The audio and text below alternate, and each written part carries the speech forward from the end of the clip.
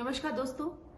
मैंने वादा किया था कि जब किसान आंदोलन का पूरा भांडा फूट जाएगा, जैसे शाहीन बाग का फूटा था, तो मैं आप लोगों से इस बारे में बात करूंगी, क्योंकि इन पिछले 10-12 दिनों में जिस तरह की emotional, mental lynching, online lynching मैंने फेस की है, रेप डेथ थ्रेट्स मैंने फेस किए हैं, तो ये मेरा हक बनता है कि मैं इस देश से कुछ सवाल करूं। अब जब प्रधानमंत्री जी ने किसी आशंका की कोई गुंजाइश ही नहीं छोड़ी है, तो ये बात तो जाहिर है कि ये पॉलिटिकली मोटिवेटेड था ये पूरा आंदोलन, और कहीं ना कहीं इसमें आतंकियों ने भी हिस्सा लेना शुरू कर दिया था। लेकिन मैं पंजाब में रही हूँ, मैं वहाँ पढ़ी हूँ, बड़ी हुई हूँ, मैं स्कूलिंग मैंने वहाँ की है अपनी, और मैं जानती हूँ 99.9% जो पंजाब के लोग हैं वो खालिस्तान नहीं चाहते हैं, वो देश का टुकड़ा नहीं चाहते हैं। उनका पूरा देश है, अरुणाचल प्रदेश से, महाराष्ट्र से, दिल्ली से, हिमाचल, सब उनका है, तो उनको एक छोटा सा टुकड़ा नहीं चाहिए। वो देश प्रेमी है सब।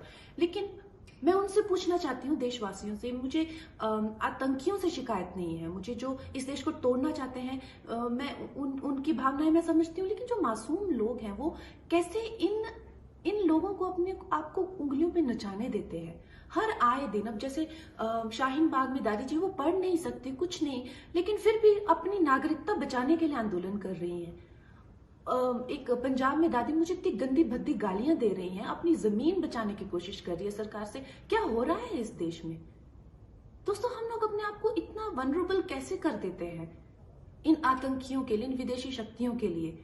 मुझे आप लोगों से शिकायत है, और मुझे ये शिकायत है कि मुझे हर दिन अपनी इंटेंशन बतानी पड़ती है कि जब कोई देशभक्त इंसान को इतनी चीजें उनको क्लैरिफाई करनी पड़ती। पर ये लोग दिलजीत दोसांझ हो गए या प्रियंका चोपड़ा जैसे लोग हो गए, इनसे कोई इनकी इंटेंशन, ये किस तरह की नीति कर रहे हैं?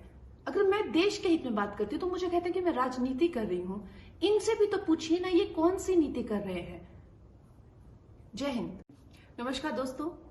मैंने वादा किया था कि जब किसान आंदोलन का पूरा भांडा फूट जाएगा, जैसे शाहीन बाग का फूटा था, तो मैं आप लोगों से इस बारे में बात करूंगी, क्योंकि इन पिछले 10-12 दिनों में जिस तरह की emotional, mental lynching, online lynching मैंने फेस की है, रेप डेथ थ्रेट्स मैंने फेस किए हैं, तो ये मेरा हक बनता है कि मैं इस देश से कुछ सवाल करूं। अब जब प्रधानमंत्री जी ने किसी आशंका की कोई गुंजाइश ही नहीं छोड़ी है, तो ये बात तो जाहिर है कि ये पॉलिटिकली मोटिवेटेड था ये पूरा आंदोलन, और कहीं ना कहीं इसमें आतंकियों ने भी हिस्सा लेना शुरू कर दिया था। लेकिन मैं पंजाब में रही हूँ, मैं वहाँ पढ़ी हूँ, बड़ी हुई हूँ, मैं स्कूलिंग मैंने वहाँ की है अपनी, और मैं जानती हूँ 99.9% जो पंजाब के लोग हैं वो खालिस्तान नहीं चाहते हैं, वो देश का टुकड़ा नहीं चाहते हैं। उनका पूरा देश है, अरुणाचल प्रदेश से, महाराष्ट्र से, दिल्ली से, हिमाचल, सब उनका है, तो उनको एक छोटा सा टुकड़ा नहीं चाहिए। वो देश प्रेमी है सब।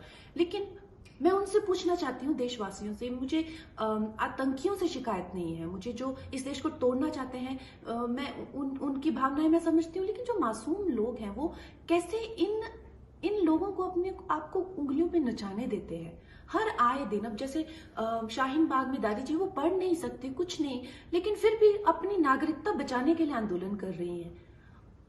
एक पंजाब में दादी मुझे इतनी गंदी भद्दी गालियां दे रही हैं, अपनी जमीन बचाने की कोशिश कर रही है सरकार से। क्या हो रहा है इस देश में?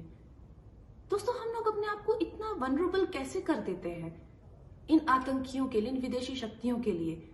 मुझे आप लोगों से शिकायत है, और मुझे ये शिकायत है कि मुझे हर दिन अपनी इंटेंशन बतानी पड़ती है कि जब कोई देशभक्त इंसान को इतनी चीजें उनको क्लैरिफाई करनी पड़ती। पर ये लोग दिलजीत दोसांझ हो गए या प्रियंका चोपड़ा जैसे लोग हो गए, इनसे कोई इनकी इंटेंशन, ये किस तरह की नीति कर रहे हैं? अगर मैं देश के हित में बात करती हूँ तो मुझे कहते हैं कि मैं राजनीति कर रही हूँ। इनसे भी तो पूछिए ना, ये कौन सी नीति कर रहे हैं। जय हिंद।